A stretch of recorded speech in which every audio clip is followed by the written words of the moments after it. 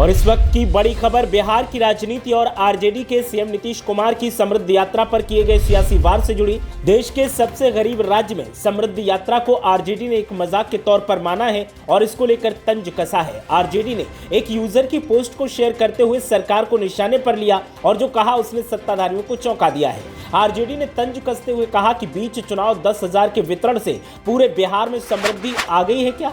इतनी समृद्धि आ गई है कि अब 2 लाख महिलाओं को नीतीश सरकार ने नहीं बांटने का फैसला लिया है। सीएम नीतीश कुमार को टैग करते हुए लिखा कि इसी समृद्धि को देखने के लिए अरबों के खर्चे से सीएम नीतीश कुमार बिहार भ्रमण करेंगे। आरजेडी नेताओं ने आरोप लगाते हुए कहा कि एक तरफ विकास पटरी से उतरा हुआ है, अपराध चरम पर है, बेरोजगारी का आलम है और सीएम समृद्धि यात्रा पर हैं। क्या इन तमाम विफलताओं के सामने होने के बाद भी इस समृद्धि यात्रा को निकाले जाने का औचित्य बनता है?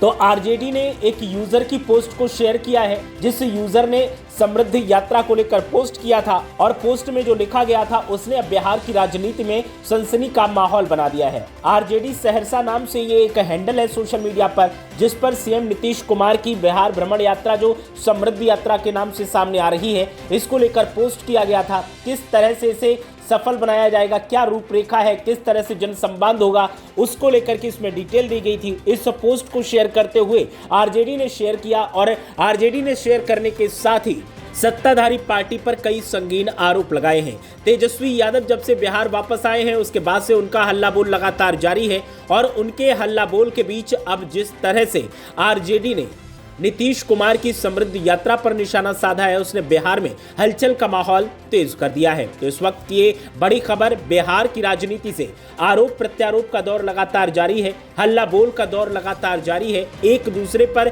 छींटाकसी का दौर लगातार जारी है और दूसरी तरफ समृद्धि यात्रा निकालने की तैयारी है। सवाल इस बात का है आरजेडी के नेताओं और प्रवक्ताओं की तरफ से कि बिहार में जिस तरीके की अराजकता फैली है, उस अराजकता में सीएम को और सरकार को समृद्धि कहां से नजर आ गई? और अगर इतनी बड़ी समृद्धि नजर आ गई तो फिर बिहार सबसे गरीब राज्य क्यों कहा जाता है? अगर सबसे गरीब राज्य बिहार है तो समृद्धि यात्रा निकालने की बजाय इसके विकास पर ध्यान दिया जाना चाहिए। यहाँ पर जो समस्याएं हैं उन समस्याओं पर ध्यान दिया जाना चाहिए। जो बेरोजगारी का आलम बरकरार है उस बेरोजगारी को दूर करने के लिए प्लान बनाना चाहिए।